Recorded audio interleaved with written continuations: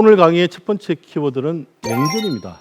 냉전은 영어로 콜드 워라고 하는 말인데요. 미국과 소련은 각기 자국이 헤게모니를 가지면서 여러 나라를 동맹국으로 만들어 영향권 안에 두었습니다. 미국은 자국에 남아도는 농산물을 일본, 타이완, 인도와 남한에 지원하며 패권을 강화했습니다. 이것을 미국의 잉여농산물 원조라고 부릅니다. 잉여농산물 원조는 미국의 농촌에서 대량으로 수확한 밀, 콩과 같은 양곡 중에서 미국에 소비하지 못하고 남는 농산물들을 원조하는 것을 가리킵니다. 1930년대 뉴딜 정책 이후 미국 농업이 녹색혁명을 했고 그 성과의 결과입니다.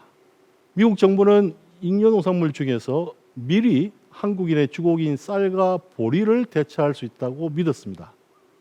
한국 정부도 이런 생각을 했습니다. 하지만 한국인은 빵을 주식으로 먹으려 하지 않았습니다. 한국 전쟁 때도 보릿고개가 맹해를 들치는 1950년대에도 빵이나 밀국수 먹기를 좋아했던 사람은 지금과 비교하면 거의 없었다고 할 정도로 많지 않았습니다.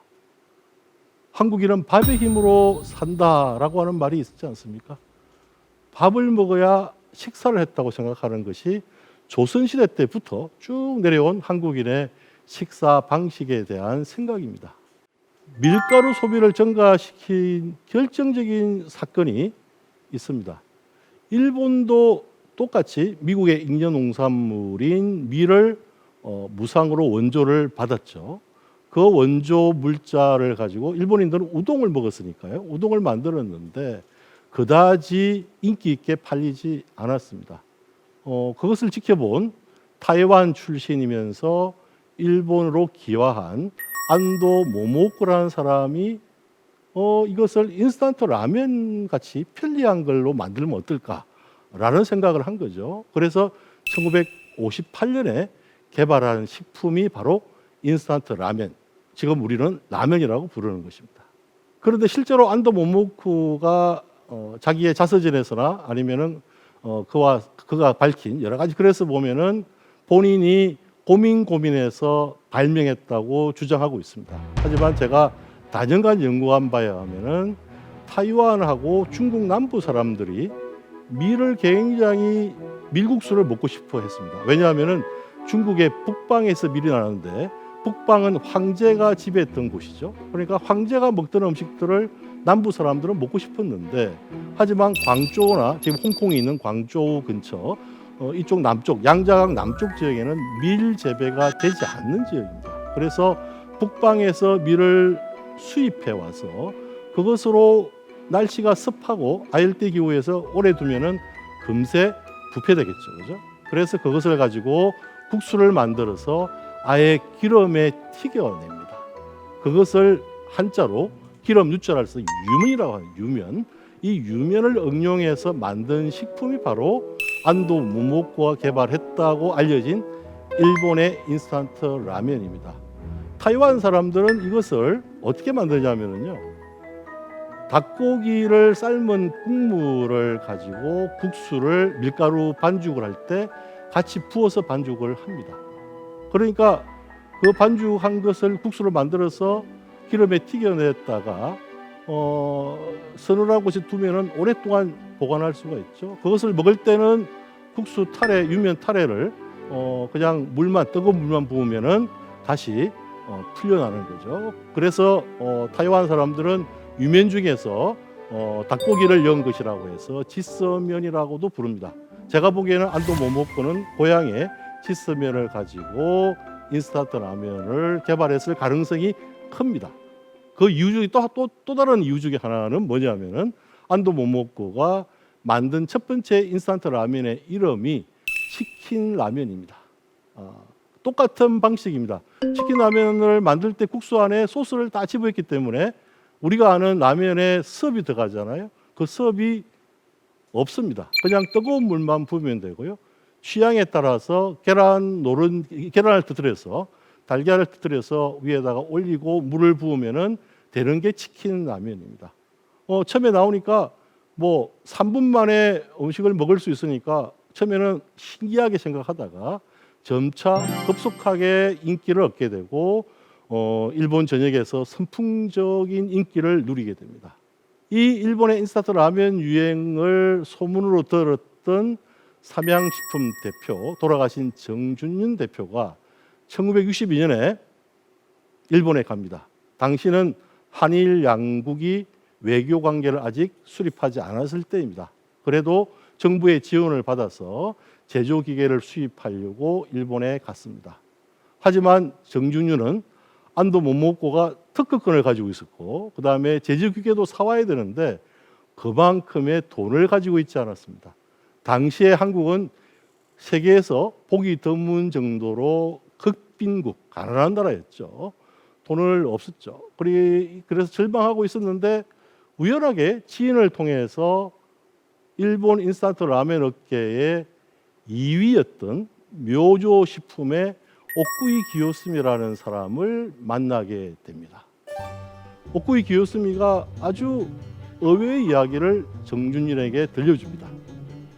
한국 전쟁 덕분에, 참 이상한 표현이지만 덕분에 일본이 미국의 보급기지 역할을 하면서 일본 경제가 재건되었다라고 옥구이 기요스미가 이야기를 한 거죠.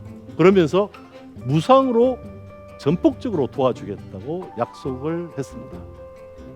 1963년 9월 15일, 지금은 라면의 날이라고 부릅니다. 이날이 한국 최초의 인스턴트 라면인 적석 삼양라면이 시장에 나왔습니다. 묘조식품의 기술을 도입했기 때문에 묘조식품은 사실 니싱식품과 달리 특허를 피하기 위해서 라면 안에 스프를 별도로 제공하는 방식을 채택했거든요.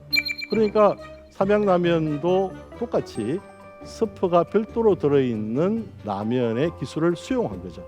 많은 한국 분들이 지금도 라면은 원래 스프가 별도로 있는 거야 라고 믿고 있는 분이 많습니다. 하지만 실제로 안도 모모코의 일본의 최초의 인스턴트 라면에는 스프가 들어있지 않았던 것이죠. 하지만 정준윤하고 옥쿠미 기요스미의 만남이 한국의 인스턴트 라면의 스프 별도 제공의 방식을 자리 잡게 만들었습니다. 처음에 인스턴트 라면을 접한 한국인의 반응은 어땠을까요? 적석라면이라 했는데요. 적석이라는 말은 알겠는데 라면이 뭐지? 당시 사람들은요, 라면을 옷감이라고 생각했습니다. 옷감을 어떻게 먹어? 그러면서 이상하다. 그리고 분식이잖아요. 주식으로 먹을 수 없다고 생각한 거죠. 간식이라고 생각한 거죠. 그래서 별로 사 먹지 않고 반응도 시큰둥했습니다. 그런데 이제 삼양라면에서는 무료 시식회를 하면서 사람들한테 계속 인스턴트 라면의 맛을 익숙해지게 해주려고 노력을 한 거죠. 그 결과 점차 사람들한테 인기를 얻게 되었고요. 거기다 특히 일본 묘조식품의 라면의 스프에는 고춧가루가 안 들어있었는데요. 한국식으로 바꾸면서 고춧가루를 넣게 됩니다. 그것이 일대 히트를 해서 삼양라면은 굉장히 인기를 얻게 되고요.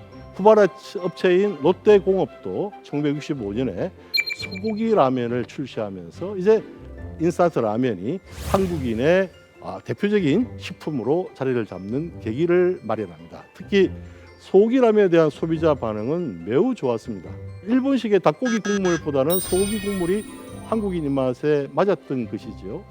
한국인은 쌀밥에 소고기국이면은 가장 잘 차린 상차림이다 라고 생각하는 것은 남한뿐이 아니고 북한까지 모든 사람이 생각하는 것입니다.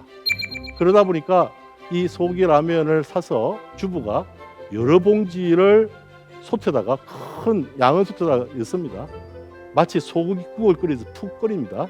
그릇에 담아서 내면은 배추김치하고 같이 먹게 되면은 아마 이 강의를 들으시는 분들도 굉장히 입에 침이 고이지 않으세요? 그렇게 먹는 식이 한국식의 인스턴트 라면이 된 거죠. 그래서 그리고 나서 그 다음에 또 국물이 남았는데 그냥 버릴 수 있나요? 국물에다가 식은 밥을 엮어서 말아 먹습니다. 당연히 배추김치가 함께 곁들여져야 제맛이 나죠. 소고기라면은 한국인이 가장 좋아했던 국밥인 소고기 국밥과 비슷했습니다. 그러면서 인스턴트 라면은 한국인의 가장 좋아하는 중요한 식품의 자리를 잡았습니다. 인스턴트 라면이 인기를 얻었지만 그래도 한국 사람들은 쌀밥을 먹고 싶은 욕구를 버리지 않았습니다. 그래서 박정희 정부는 분식 장려운동을 시행하면서 부족한 쌀 양을 채우려고 노력했죠. 1963년에는요. 막걸리 제조하는데 쌀을 사용하지 못하도록 명령했습니다. 그래서 나온 게 밀막걸리입니다. 근데 밀막걸리는 만드는 방법이 재래식 막걸리, 쌀막걸리하고 좀 다릅니다. 밀을 익혀서 거기다가 일본에서 가져온 배양액을 효소를 부어서 발효를 시킵니다. 그리고 덜 익었을 때 제조 기간을 짧게 하기 위해서 빨리 소매점에 내보냈는데요.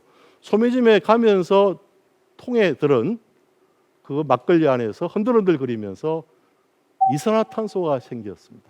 그래서 밀막걸리를 처음에 싫어하다가 먹어본 분들이 이 탄산미가 너무 좋다라고 해서 밀막걸리가 또 묘하게도 자리를 잡게 됩니다. 1964년에는 초중고 학생들의 도시락 검사를 했죠. 쌀과 보리의 혼합 비율이 7대 3인지를 선생님들이 검사하고 그렇지 않으면 혼을 내고 그런 기억들을 아마 가지고 계신 분들이 계실 겁니다. 이 모두 박정희 정부가 주식으로 먹는 쌀을 가능하면 아껴서 밥 먹는 데만 이제 쌀을 쓰겠다라고 하는 정책을 펼치기 위한 노력이었고요. 두 번째는 미국에서 가져온 원조 밀을 소비하는 또 다른 방식 하나의 방안으로서 분식 장려 운동을 했던 것입니다. 1973년에는 서울시에서 표준 식단을 제시합니다. 쌀밥을 적게 먹자는 거죠. 지금 우리가 알고 있는 음식점에 가면은 스테인리스 스틸로 된 공기가 있죠, 그죠? 그 공기 아래다가 밥을 담잖아요. 지금은 규모가 굉장히 사이즈가 줄어들었는데요. 73년에는 유기하고 비슷한 모양을 가지고 밥그릇으로 만들어서 그것을 크기를 약간 줄였습니다. 그러면은 쌀밥을 적게 먹는 거죠. 그리고 무미일도 있었습니다. 쌀을 안 먹는 날 음식점에서 쌀을 안 내는 거죠. 그러니까 쌀 대신에 다른 걸 내든지 아니면 아예 음식점 문을 닫게 했습니다. 식당들을 통제하면은 행정 조치가 굉장히 잘 되겠죠. 하지만 일반인들은 여전히 쌀밥을 먹기 위한 노력을 버리지 않았습니다. 한국인의 쌀밥에 대한 욕구를 행정적으로 아무리 억제해도 그것은 개인의 욕구입니다. 억제하기가 어려웠던 거죠. 결국은 제3공화국 정부의 관계자는 쌀 생산량을 늘리는 편이 더 좋겠다라는 이제 판단을 하기 시작합니다. 쌀의 종류는 크게 나누면은 두 종류가 있죠. 한국과 일본에서 주로 재배하는 자포니카 계통의 쌀, 차진 성분이 좀 있습니다. 지금 우리가 먹고 있는 쌀입니다. 그런데 중국 남부나 그다음에 동남아시아, 인도 사람들이 재배하는 편은 인디카 계통이라고 해서 차진 성분이 덜한 편입니다. 그래서 한때 베트남 전쟁 때 베트남 쌀이 왔을 때 한국 사람들이 베트남을 안남이라고 불렀거든, 한자로요. 안남미라고 부르면서 풀풀 날려서 먹을 수가 없다. 그러니까 가볍다라고 하는 것이죠. 그런데 이 필리핀의 벼연구소에서는 주로 동남아시아, 인도의 인디카 계통의 쌀 품종들을 가지고 녹색혁명의 품종 개량을 했습니다. 1960년대부터 미국 정부는 한국 정부에게 녹색혁명 정책을 도입하라고 제안을 계속합니다. 한국 정부도 이제 1970년부터 세계은행하고 AID 등에서 장기간의 재정 차원을 통해서 농촌에서의 녹색혁명을 추진할 준비를 시작합니다. 녹색혁명의 핵심은 화학 비료를 많이 쓰고 제초제를 많이 쓰고 하는 것이죠. 하지만 이것들을 많이 쓰는 것 외에도 벼 품종을 개량해서 다품종 많은 양을 생산해야 되고 그 다음에 병충해에도 잘 이기고 가뭄이나 홍수에도 잘 이길 수 있는 그런 품종을 개량하는 겁니다. 결국 필리핀의 세계미작연구소에서 나온 결론은 인디카 계통의 벼 품종로 나온 쌀을 먹는 것이 녹색혁명의 성공의 지름길이다라고 하는 것을 발표했던 거고요. 일본인 학자들도 연구를 많이 했는데 그들도 동의했습니다. 그러다 보니까 이게 맛에 대한 문제에서 자신이 없던 거죠. 이 벼품종 개량의 중심에서 열심히 연구하신 분은 서울대학교 농과대학 허문회 교수였습니다. 허 교수는 1966년 3월에 본인 스스로 실험을 통해서 20여 개의 벽실을 얻어냅니다. 그 중에서 한 잡종벼에 IR667이란 이름을 붙입니다. 이 품종이 바로 한국 녹색혁명의 출발이 됩니다.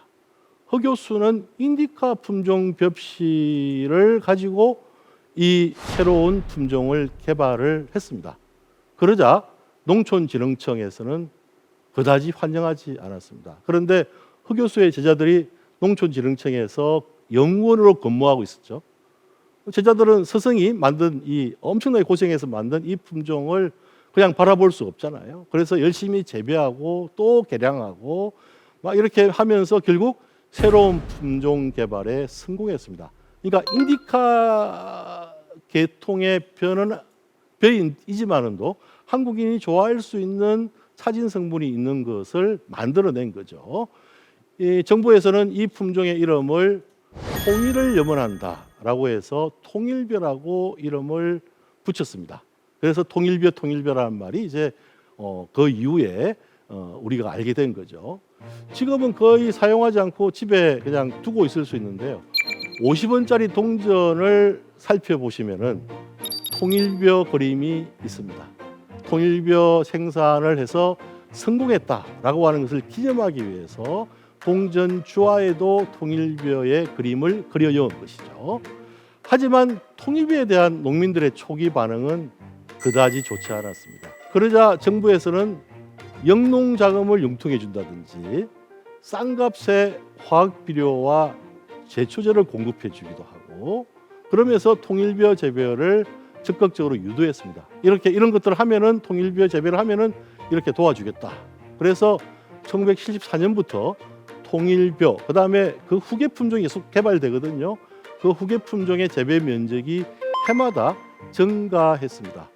1978년이 되면은 통일벼의 재배 면적은 1974년에 5배, 한국의 전체 논 면적의 76%를 차지하기에 이릅니다. 성공한 거죠, 그죠? 그런데 문제는 통일벼로 지은 밥의 맛이 한국인의 입맛에 맞지 않다는 것입니다. 그래서 소비자들은 에이 통일벼 맛없어라고 하는 말들을 끼리끼리 모여서 이러쿵저러쿵 했는데 하지만 당시는 아시듯이 유신헌법의 시대입니다. 독재 체제에서 나라에서 만든 통일벼가 안 좋다고 공개적으로 말을 할 사람은 드물었습니다. 하지만 말만 안 했지 통일벼의 밥맛에 쉽게 적응하지 못했습니다. 그래서 통일벼에다가 찹쌀을 섞게 되고요. 그 찹쌀을 섞게 되니까 밥을 할 때 압력솥이 필요하게 되고요. 압력솥이 없었는데 독일에 간호사와 광부로 일하러 간 분들이 친구나 이웃이나 친척들한테 당시에 이 스프를 끓일 때 압력솥이 개발되었는데 독일에서 그것을 선물로 보내주었고 그래서 압력솥을 가지고 밥을 지었게 됐는데 통일벼와 찹쌀을 넣고 잡곡을 넣어도 맛이 좋더라라고 하면서 오늘날 압력솥 전기밥솥이 생기는 모태가 사실 또 통일벼에서 나옵니다. 박정희 대통령이 사망한 후에 더 이상 정부에서는 통일벼 재배를 농민들에게 권장하지 않았습니다. 그런 와중에 1965년경에 일본에서 도입된 아키바레라는 품종 그리고 1956년에 일본에서 개발된 고시히카리라는 품종이 1990년대 이후에 한국인의 밥맛을 지배하고 있습니다. 지금도 마트나 가게에 가서 쌀을 살 때 분명히 한국에서 생산한 건데 상표명에 아키바레, 고시히카리 이렇게 써놓은 걸 보고 젊은 부부들은 일본에서 쌀을 수입하나? 라고 하는 사람도 있습니다. 아닙니다. 한국 땅에서 심은 쌀인데요. 아키바레와 고시히카리는 일본에서 들여온 품종의 자포니까 차진 맛입니다. 1990년대 이후에 농촌진흥청에서는 한국형의 벼 품종을 많이 개량을 해서 만들고 있지만은도 여전히 오늘날 한국인들은 악기발효와 고시가리로 된 품종의 쌀로 지은 밥을 가장 맛있다고 여기고 있습니다. 녹색혁명의 초기에 통일벼와 그 후속 품종벼는 쌀 생산량을 증가시켜 주었습니다. 그리고 쌀의 자급자족을 가능하게 해 주었습니다. 아마도 단군 이래에 한반도 남한에 살았던 사람들이 넉넉하게 쌀밥을 먹게 된 것은 통일벼 덕분입니다. 하지만 실제로 농민들을 부자로 만들어 주지는 않았습니다. 오히려 통일벼의 이름에 숨어 있는 이 함의가 있습니다. 1970년대 중반 한국의 녹색혁명은 쌀밥으로 북한을 이기려고 했던 박정희의 민족주의와 권위주의가 담긴 망달리태, 즉 심성이죠. 이 심성이 담겨 있다고 볼 수